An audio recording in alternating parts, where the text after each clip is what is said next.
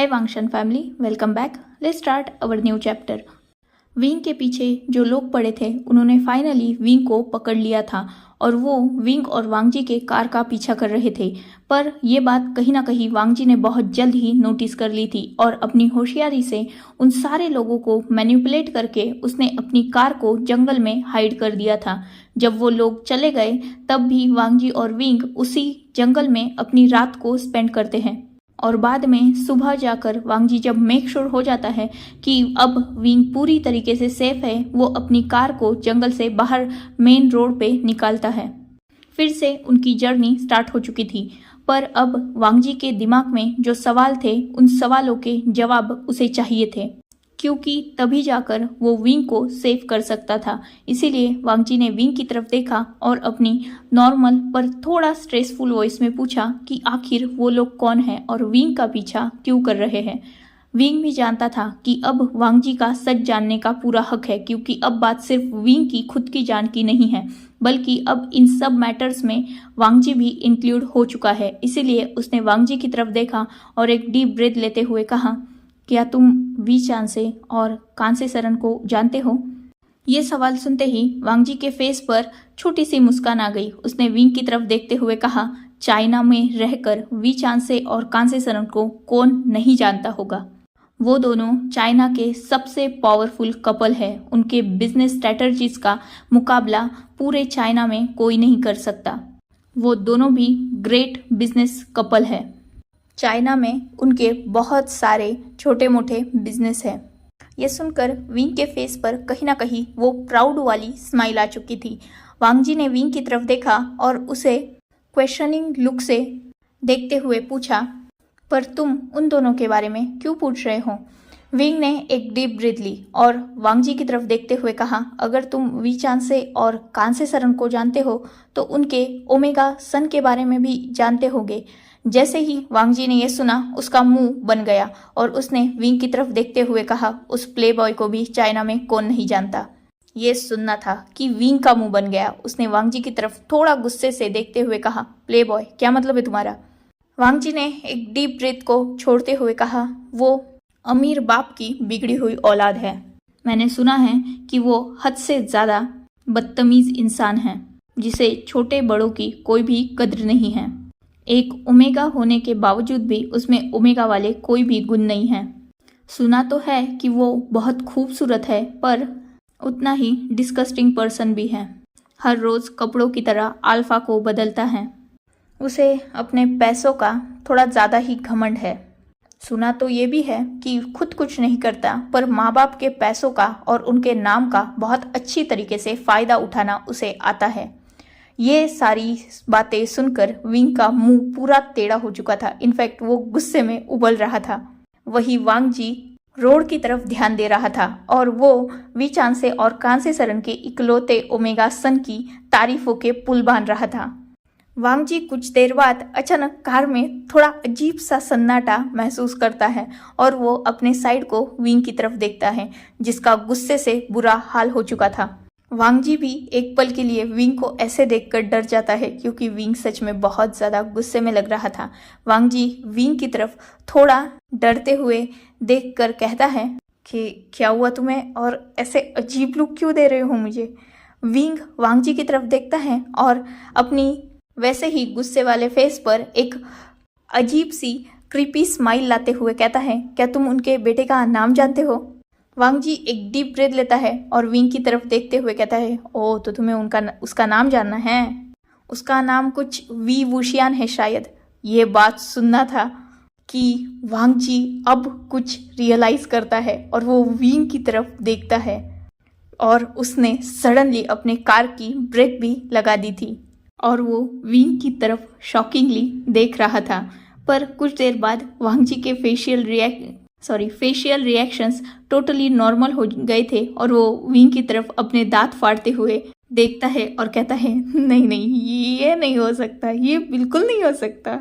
पर विंग जो अभी भी बहुत ज़्यादा गुस्से में था और वांगजी की तरफ देख रहा था, वो जस्ट अपने हेड को यस में नोट करता है।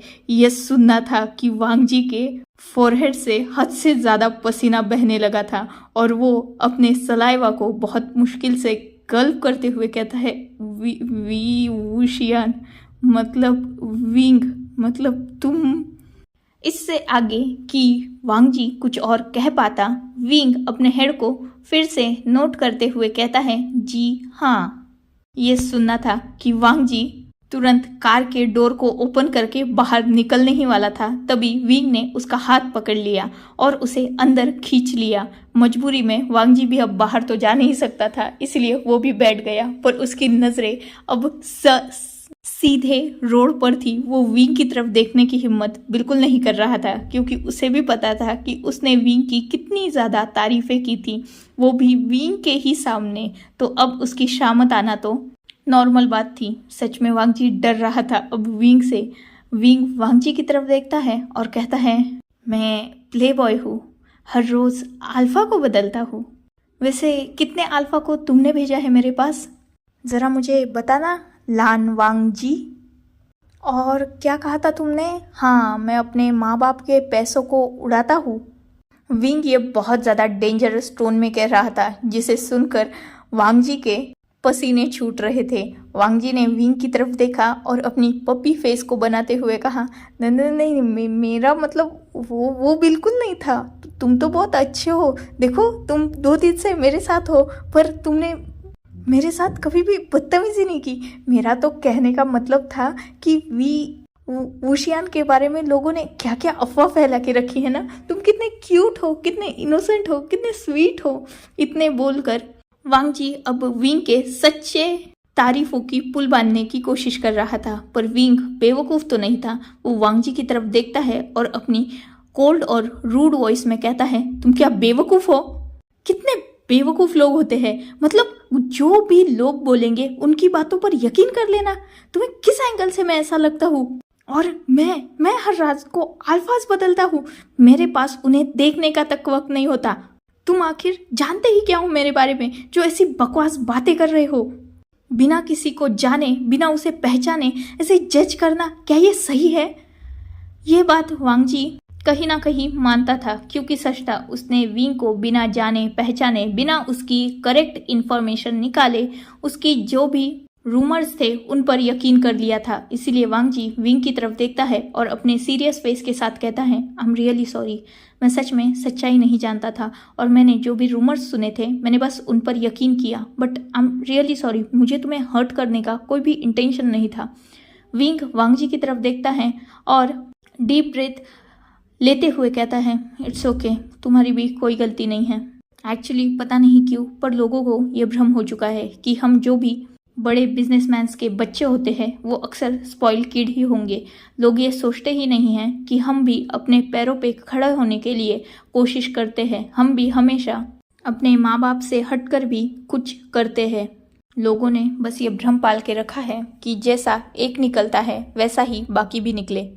और यह तो बात चाइना के सबसे बड़े बिजनेसमैन में से फर्स्ट नंबर पे जो आता है उसके बेटे की है। तुम्हारी कोई गलती नहीं है। वांग जी विंग की तरफ देखता है और कहता है फिर से, आई एम रियली सॉरी, मेरा सच में मतलब तुम्हें हर्ट करने का नहीं था, पर अब क्या तुम मुझे बताओगे कि तुम अगर वी चान से और कान से सरन के बेटे हो तो तुम यहाँ कैसे फंसे? विंग एक नज़र वांग जी की तरफ देखता है और वांग जी से कहता है, एक्चुअली मैं भी सच में नहीं जानता कि मैं कितने दिनों से यहाँ हूँ। अगर मेरी कैलकुलेशन से देखा जाए तो मैं करीबन 6 दिन पहले शायद यहाँ आया होगा, बट मुझे भी कंफर्म नहीं पता, क्योंकि मुझे लास्ट की बात ये याद है कि मैं क्लब गया था अपने फ्रेंड्स के साथ और क्लब में कुछ हुआ था शायद, पर मुझे कुछ भी ठीक से याद नहीं है। और उसके बाद मैं जब होश में आया तब एक अंधेरे कमरे में कैद था। वांग जी ने विंग की तरफ एक क्वेश्चनिंग लुक देते हुए कहा, मुझे पहले से सब कुछ बताओ। विंग ने डीप ब्रीथ ली और वांग जी की तरफ देखते हुए कहा, एक्चुअली मैं क्लब गया था, वहाँ मैं एक अल्फा से मिला। तुम वेन रोहान को तो जानते होंगे ना? वांग जी तुरंत अपने हेड को नोट करता है, क्योंकि वेन रोहान भी बिजनेस वर्ल्ड का एक बहुत जाना माना नाम था। विंग अपनी बात को कंटिन्यू करते हुए कहता है, वेन रोहान का एक बेटा है, वेन चाओ। एक्चुअली मैं जिस क्लब में उस रात अपने फ्रेंड्स के साथ गया था उस क्लब में वेन चाओ भी आया था। जैसे ही उसने मुझे देखा उसे लगा कि मैं कोई नॉर्मल पर्सन हूँ, क्योंकि जैसा कि सब जानते हैं कि वी चांसे और कांसी सरन को तो पूरा चाइना जानता है, पर पूरा चाइना सिर्फ ये जानता है कि वी चांसे और कांसी सरन का एक ओमेगा सन है, लेकिन वो सन कैसा दिखता है ये कोई नहीं जानता। इसीलिए किसी को भी मेरी रियल आइडेंटिटी पता नहीं है। यही रीज़न था कि वेंचाओ को लगा कि मैं कोई नॉर्मल ओमेगा हूँ। मेरी ब्यूटी पर वो अट्रैक्ट हो गया और उसने मुझे नाइट स्पेंड करने के लिए ऑफ़र किया। जब मैंने वो ऑफ़र रिजेक्ट कर दिया तो वो मुझे अपनी पहचान दिखाने लगा, पर ऑब्वियसली मुझे इन सब चीज़ों से कोई फ़र्क पड़ने तो वाला नहीं था, क्योंकि मैं खुद वी चांसे और कांसे सरन का बेटा हूँ। इसलिए मुझे वेंचाओ जैसे लोगों से कोई भी फ़र्क नहीं पड़ता।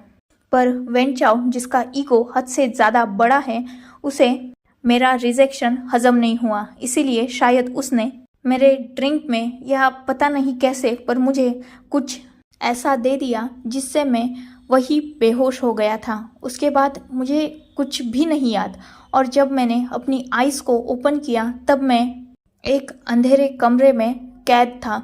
उसने मेरे हाथ पाँव को बांध के रखा था। जैसे ही ये बात वांगजी सुनता है, उसके गुस्से के से मुट्ठियाँ कस गई थी। उसे बहुत ज़्यादा गुस्सा आ रहा था वेंचाओ पर। उसने विंग की तरफ देखा और कंसर्न वॉइस में कहा, आगे क्या हुआ?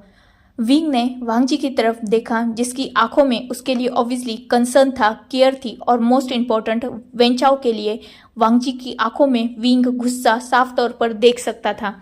विंग ने एक डीप ब्रीथ ली, उसके शोल्डर पर हाथ रखते हुए कहा, डोंट वरी, मैं बिल्कुल ठीक हूँ। पर वांगजी, जिसे अभी विंग का ये कंसर्न नहीं बल्कि विंग की फुल इन्फॉर्मेशन जाननी थी, इसीलिए उसने फिर से अपनी रूड वॉइस में कहा, आगे क्या हुआ? विंग ने एक डीप ब्रीथ ली और वांगजी को बताना फिर से स्टार्ट किया। मेरी आंखें जब उस रूम में खुली तब मेरे हाथ पांव बंधे हुए थे और वो रूम पूरी तरीके से ब्लैक था, मतलब अंधेरे में डूबा हुआ था। मुझे पहले तो कुछ भी दिखाई नहीं दे रहा था। मैं ये भी नहीं जानता था कि मैं उस रूम में कब और कैसे पहुंचा और मैं कितने देर से बेहोश हूँ। पर कुछ ही देर बाद उस रूम का डोर ओपन हुआ था और तब जाकर मेरी नज़र कहीं उस रूम पर पड़ी थी। वो रूम बहुत बड़ा और लग्जरियस था। उस रूम ने एक पर्सन ने एंट्री की थी, जिसने बाद में उस रूम के सारे लाइट्स को ऑन किया था, और बाद में मैंने उस रूम में उस पर्सन का फेस देखा था जो वेंचाओ था। वेंचाओ मेरी तरफ बहुत क्रीपी स्माइल के साथ आ रहा था। उसके फेस पर मेरे लिए बहुत घटिया एक्सप्रेशन थे, जिससे मुझे उससे बहुत डिस्गस्टिंग फील हो रहा था। वेंचाओ मेरे पास आया और उसने मेरे हाथों को खोल दिया और मेरे सामने खाने की प्लेट रखी, पर मुझे वो खाना नहीं खाना था, इसलिए मैंने उस प्लेट को फेंक दिया। वेंचाओ को इस बात पर बहुत ज़्यादा गुस्सा आया और उसने मुझे स्लैप मारा। ये सुनना था कि वांगजी की आंखें टोटली गुस्से में भर गई थी। उसके फेरोमोन्स भी बहुत ज़्यादा अग्रेसिवली निकल रहे थे, जिससे विंग को ही सफोकेशन हो रहा था। विंग वांगजी की तरफ देखता है और अपनी स्ट्रॉन्ग बट नॉर्मल वॉइस में कहता है, प्लीज़ अपने फेरोमोन्स को कंट्रोल करो, मुझे प्रॉब्लम हो रही है। इतना बोलकर विंग सीधा कार के डोर को ओपन करता है और बाहर की तरफ निकल जाता है। वांगजी भी समझ चुका था, क्योंकि उसके पूरे फेरोमोन से वो कार फिलअप हो चुकी थी, इसलिए वो खुद भी कार के डोर को ओपन करता है और बाहर निकलता है। वो विंग की पास जाकर खड़ा हो जाता है और अपने फेरोमोन्स को कंट्रोल करते हुए थोड़े स्मूथिंग और कामिंग फेरोमोन्स रिलीज करता है और विंग को अपनी बाहों में होल्ड कर लेता है। वांगजी विंग को वैसे ही अपने बाहों में होल्ड किए ही पूछता है, आगे क्या हुआ? विंग वांगजी की तरफ देखता है, जो गुस्से से उबल रहा था। विंग एक डीप ब्रेथ लेता है और वांगजी से कहता है, आगे कुछ नहीं, मैं भाग गया और बाद में तुम्हारे पास आ गया। वांगजी, जो विंग के इस आंसर से बिल्कुल भी सेटिस्फाइड नहीं था, वो विंग की तरफ गुस्से से देखता है और कहता है, मैंने कहा डिटेल में बताओ कि आगे क्या हुआ। क्या उसने तुम्हें और भी हर्ट किया है? विंग, जो वांगजी की इतनी स्ट्रॉन्ग और डोमिनेटेड वॉइस सुनकर कहीं ना कहीं अंदर तक शिवर कर रहा था। ये बात जैसे ही वांगजी ने फील की, वैसे ही उसने और भी टाइटली विंग को हग किया और अपनी वॉइस को कंट्रोल करते हुए कहा, बताओ विंग, क्या हुआ है? क्या किया था उसने तुम्हारे साथ? क्या उसने तुम्हें कहीं टच किया, कहीं हार्म किया, तुम्हें परेशान किया? क्या उसने तुम्हारे साथ असॉल्ट किया? विंग तुरंत थोड़ा वांगजी से दूर होता है और अपने हेड को ना में शेक करते हुए कहता है, नहीं, उसने बस मुझे मारा। वांगजी फिर से विंग को अपनी तरफ खींचता है और हक करते हुए कहता है, आगे ठीक से पूरा बताओ। विंग फिर से अपनी बात को कंटिन्यू करते हुए कहता है, जब मैंने खाना नहीं खाया तो उसने मुझे स्लैप मारा और वो उस रूम से चला गया। उसने मेरे हाथ खोल के रखे थे, इसीलिए मैंने अपने पाँव को खोल लिया और बाद में मैं उस रूम से बाहर निकलने का रास्ता ढूंढने लगा, पर सारे विंडोज़ और डोर बहुत अच्छी तरीके से लॉक थे, इसलिए मैं बाहर नहीं निकल सकता था। मैं वो रूम चेक कर ही रहा था, तभी फिर से रूम के डोर के ओपन होने की साउंड आई। मैं फिर से जाकर बेड पर बैठ गया। फिर से वेन चाओ अपने हाथ में जूस का ग्लास लेकर वापस आया था। उसने ज़बरदस्ती मुझे वो जूस पिलाया और मुझे अपनी लस्टी आईज से देखने लगा। वो इससे पहले कि मेरे साथ कुछ करे, मैंने उसे बहुत ज़ोर से उसके स्टमक पर हिट किया था, जिससे वेन चाओ गुस्सा हो गया और उसने मुझे टॉर्चर किया। ये सुना था कि वांगजी विंग की तरफ हैरानी से देख रहा था। वांगजी ने तुरंत विंग के दोनों चीक्स को अपने दोनों हाथों में सिक्योरली होल्ड करते हुए कहा, क्या किया उसने तुम्हारे साथ? तुम्हें मारा? तुम्हें हार्म किया उसने? विंग अपनी नज़रों को नीचे झुका लेता है। उसकी आंखों से एक बूंद आंसू गिर ही गया था, क्योंकि ऑब्वियसली विंग को ये सब सहकर बहुत ज़्यादा बुरा लग रहा था। वो एक सच में स्पॉइल्ड किड था। स्पॉइल्ड तो नहीं कहा जा सकता, पर वो एक ऐसा इंसान था जिसे आज तक बचपन से लेकर किसी ने भी हर्ट नहीं किया था। और जब वेन चाओ ने उस पर हाथ उठाया था, ये फर्स्ट टाइम था विंग की लाइफ में जो किसी ने उसे हर्ट किया था। इसीलिए विंग जो बहुत स्ट्रांग है, पर अपने साथ अगर कुछ चीज़ें पहले ना हुई हो और अचानक आगे हुई तो वो थोड़ा पेनफुल और हर्टिंग तो होती ही है। इसीलिए विंग रोने लगा। उसने वांगजी को टाइटली हक कर लिया और वांगजी के बाहों में वो सिसकते हुए कहा, हाँ, उसने मुझे बेल्ट से मारा, उसने मुझे बहुत मारा, पता है मुझे बहुत हर्ट हो रहा था। इतना बोलकर विंग जोर जोर से रोने लगा। वांगजी को सच में वेन चाओ पर हद से ज़्यादा गुस्सा आ रहा था। अगर अब वेन चाओ वांगजी के सामने होता तो पता नहीं वांगजी वेन चाओ का क्या हाल करता। वांगजी ने और भी टाइटली विंग को अपनी तरफ खींचकर उसे बहुत सिक्योरली होल्ड कर लिया और उसने विंग के बैक पर और उसके हेड पर अपने हल्के हाथों से रफ करते हुए कहा मारा उसने तुम्हें? क्या ज़्यादा दर्द हो रहा है? विंग ने रोते हुए कहा, हाँ, उसने मुझे बेल्ट से मारा। मेरी बैक पर मुझे बहुत दर्द हुआ था, मैं बहुत रोया था, पर मैं उसके सामने नहीं रोया, क्योंकि वो मुझे कमज़ोर करना चाहता था। वो मेरे साथ वो सब करना चाहता था। इतना बोलकर विंग और भी ज़ोर ज़ोर से रोने लगा और वांगजी वो बस गुस्से में अपनी मुट्ठियाँ कस रहा था। उसने विंग को पहले कंसोल करना ठीक समझा और अपने गुस्से को दबाते हुए अपने नॉर्मल वॉइस में कहा, शांत हो जाओ विंग, अब मैं हूं ना, तुम्हें कुछ नहीं होगा। विंग अपनी साथ जो भी हुई वो सब सारी बातें वांगजी को बताकर हद से ज़्यादा रो रहा था। वांगजी ने पहले तो विंग को थोड़ी देर रोने दिया, बाद में उसे कंसोल किया और फिर से उसे अपनी बातों को कंटिन्यू करने के लिए कहा। विंग ने एक डीप ब्रीथ ली और खुद को संभालते हुए कहा। उसके बाद वो उस रूम से चला गया और बाद में शाम को फिर से आया। वो हद से ज़्यादा ड्रंक था और सीधा वो मुझ पे आने की कोशिश कर रहा था। वो ड्रंक था, इसलिए मैंने एक फ्लावर बाज उसके सर पे मार दिया, जिससे वो शायद बेहोश हो गया या मर गया। मुझे नहीं पता उसके साथ क्या हुआ, पर मुझे वो डोर ओपन मिला, इसलिए मैं उसे वैसे ही वहाँ छोड़कर भाग गया। बाहर उसके बहुत सारे गार्ड्स भी थे जिन्होंने मुझे देख लिया था और वही मेरे पीछे भाग रहे थे। मैं ये भी नहीं जानता था कि वेन चाओ मुझे कहाँ लेके आया है और मैं कितने दिन से यहाँ हूँ, इसीलिए मैं कैसे तो भी करके वहाँ से बच के निकला और एयरपोर्ट के रास्ते पे जाने लगा। पर जब मैं एयरपोर्ट पे पहुंचा तब मुझे रियलाइज़ हुआ कि मेरे पास पासपोर्ट है ही नहीं। ऊपर से वेन चाओ के लोग भी वहाँ आ चुके थे और उन्होंने मुझे देख लिया था, इसलिए मैं पार्किंग लॉट की तरफ भागा ताकि मुझे कोई टैक्सी मिल जाए और वहाँ मुझे तुम मिल गए और मैंने तुम्हें कहा मुझे फिर से घर पे छोड़ने के लिए। पर जब तुमने मुझे बताया कि मैं अपने घर से बहुत ज़्यादा दूर हूँ तब मुझे रियलाइज़ हुआ कि मैं बहुत दूर आ चुका हूँ और मुझे फिर से अपने मॉम डैड के पास जाना है।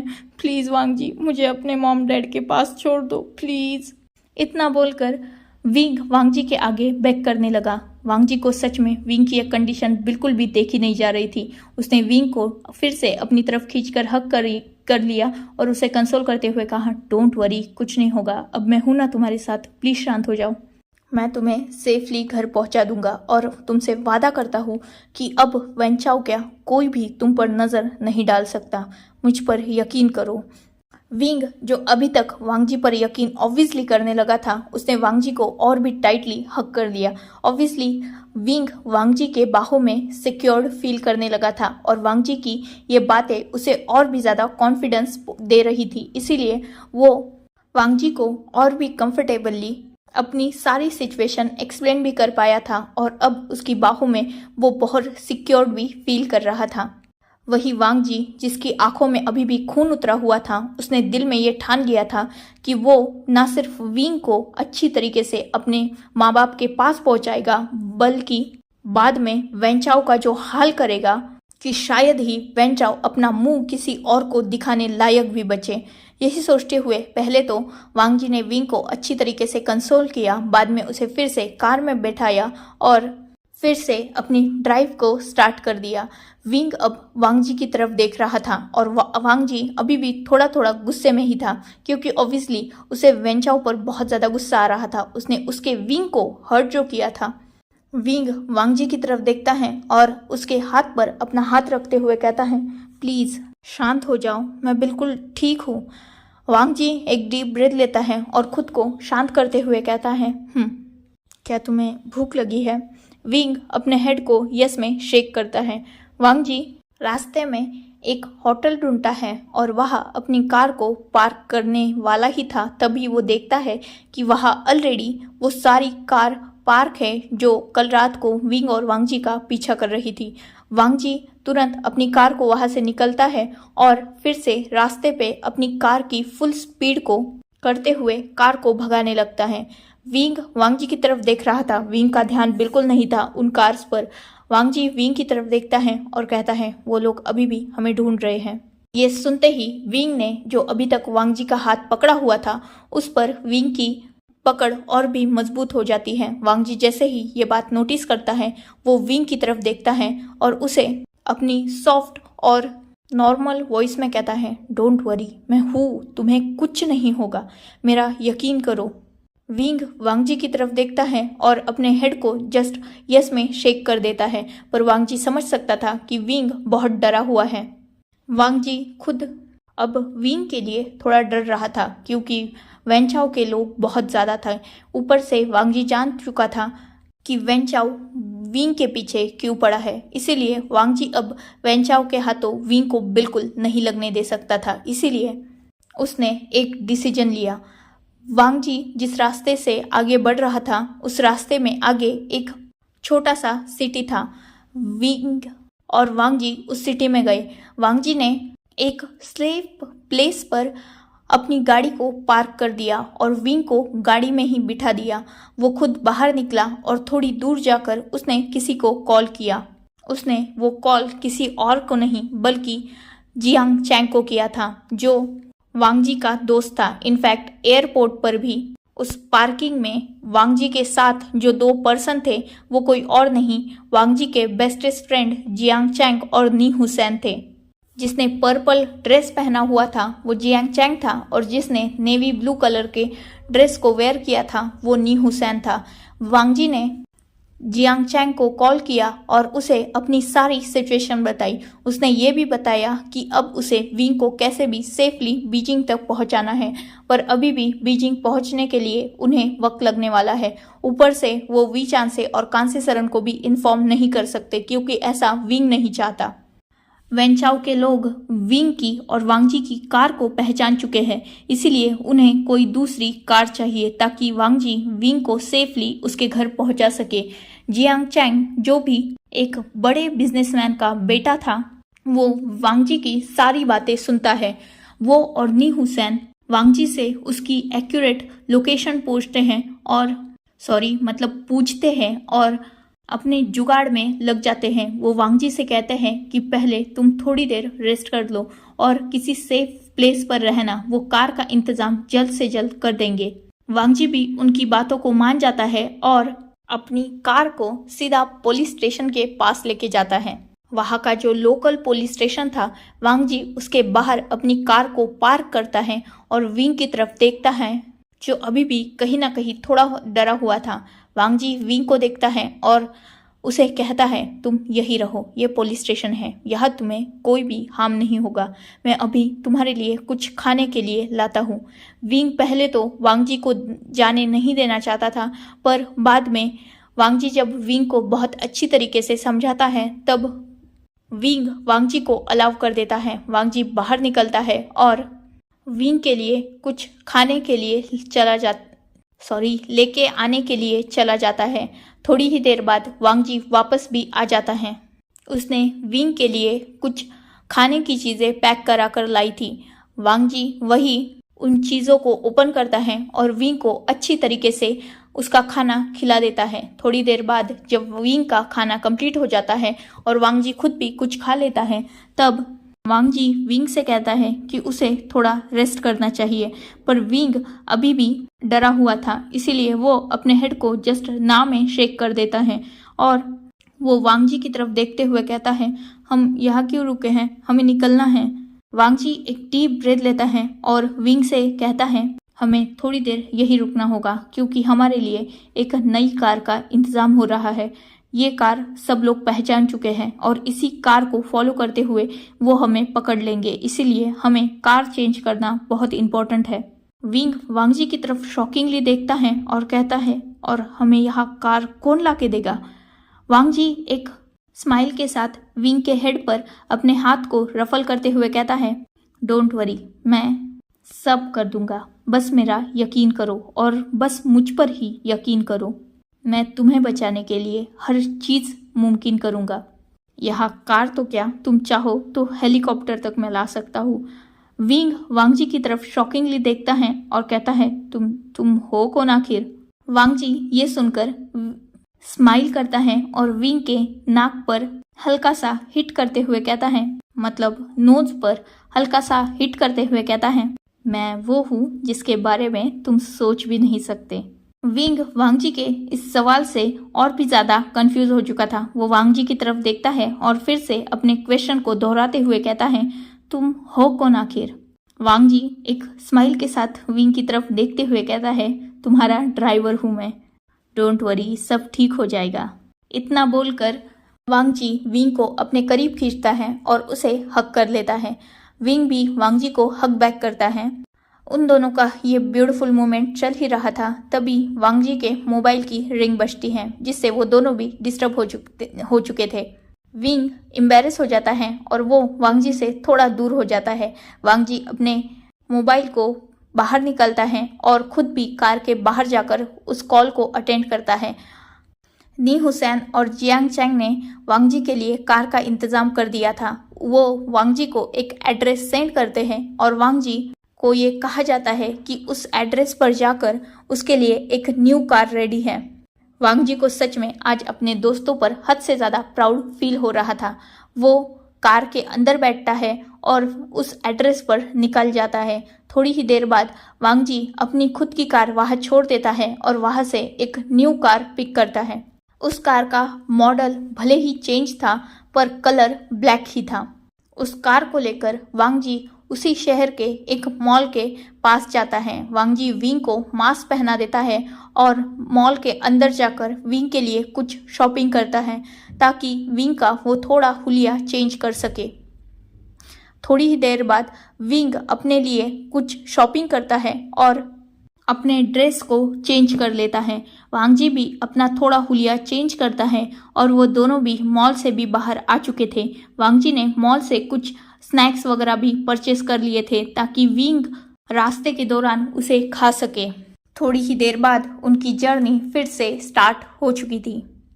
So enough for today. Let's take a break. Next chapter in next video. If you like my explanation, like, comment and subscribe my channel. Hopefully you all are enjoying this journey. Goodbye. Take care. Enjoy your beautiful life.